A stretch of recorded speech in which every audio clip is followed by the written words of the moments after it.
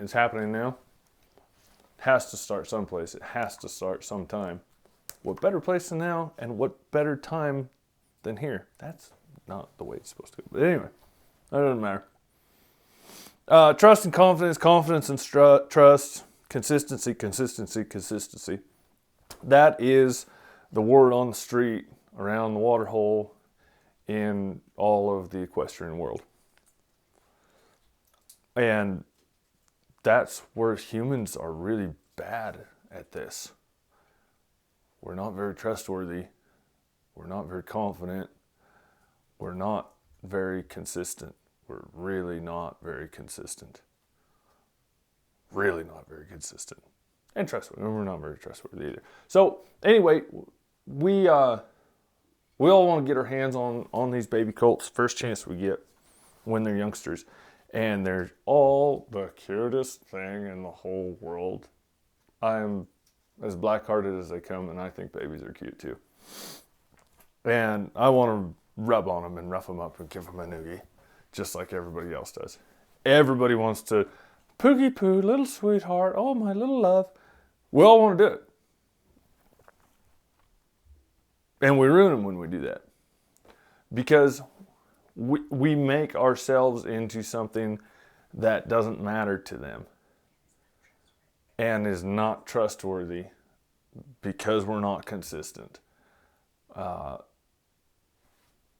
We make them into a thing that they are leery of, that they don't want to look to for confidence. They don't want to look to for reassurance. And I see it day in and day out. People handling these very, very young horses and giving them the old Pookie Poo treatment. Handling them's great. Get your hands on them. Have them do the things that you need them to do. Pick their feet up, whatever your program is. That's great. But the old Pookie Poo treatment is what's terrible. And especially so when they're loose. When they're loose, like don't mess with them when they're loose. When they're itty bitty suckling babies that are still on the mare, I say that at that point, yes, handle them when they're loose. Rub on the mare, and when the colt comes over and wants to talk to you, give it a little petting, and if it wants to leave, let it leave. But once their halter broke, don't go in the stall and jack around with them loose. Pet on them, love on them. Catch them. Don't give them the opportunity to say, I'm tired of you, and turn around and walk off. That's where disrespect is bred. And that's where, then when you've done that for a year and a half and send them to me, then I got to spank on them and get cranky with them and do things. And I don't want to do that. So don't screw with them when they're loose. But stud horses in particular was what I was talking about, what I had on my mind. And stud colts, they're people too. They need all the same things that every other horse needs.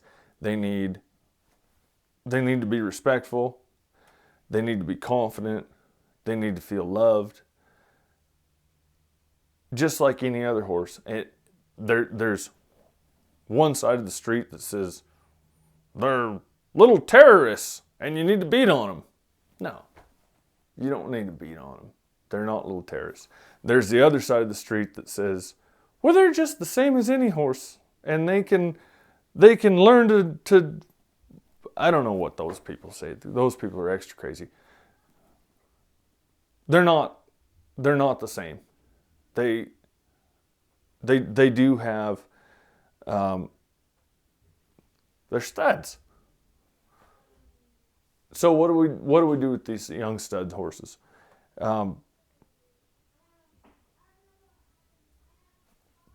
Had one show up just the other day.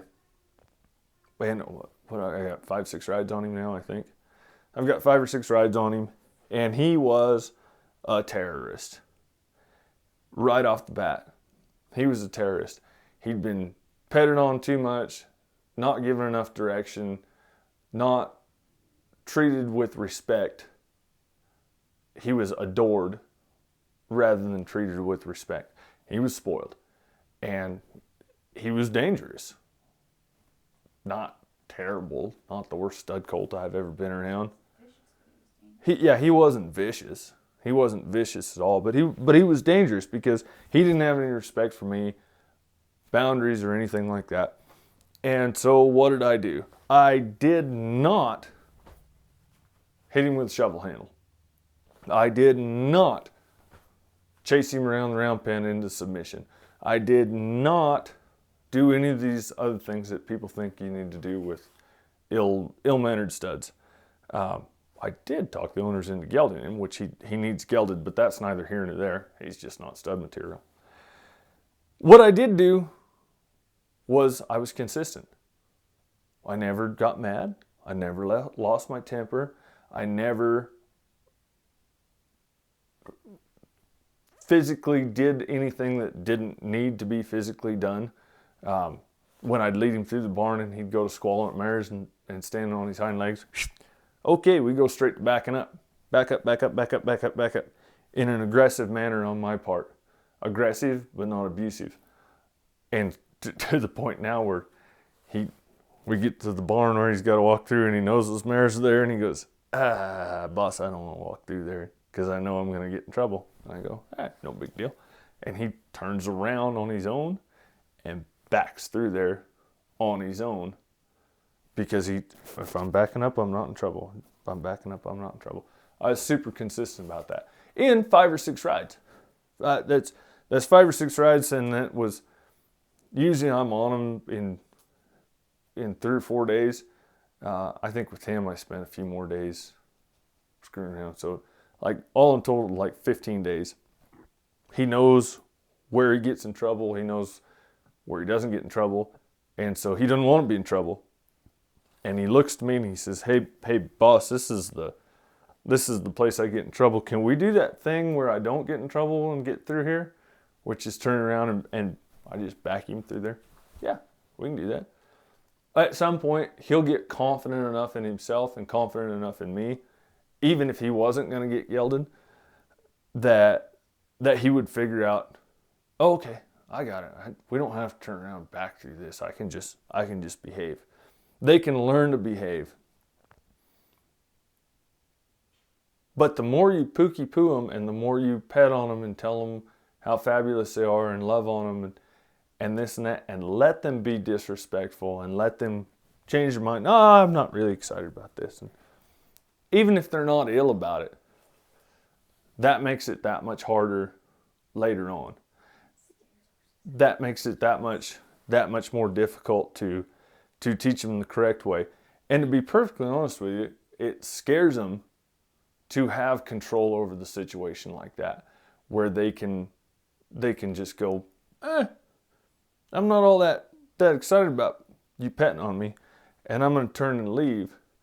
They're turning their back, they're going away from you, and that's a scary deal for them.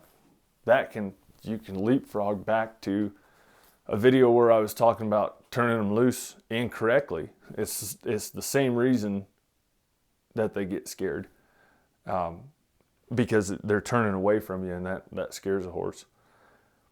So these are the things, whether it's a stud colt, whether it's a filly, whether it's a gelding, but especially with studs, because they've got all that extra testosterone, they've got all that extra stuff going on for them, to not baby them. It's really important to not baby them. Don't be mean to them. Don't hit them with a shovel handle. Don't treat them ill just because they're a colt. And I've seen that done a lot.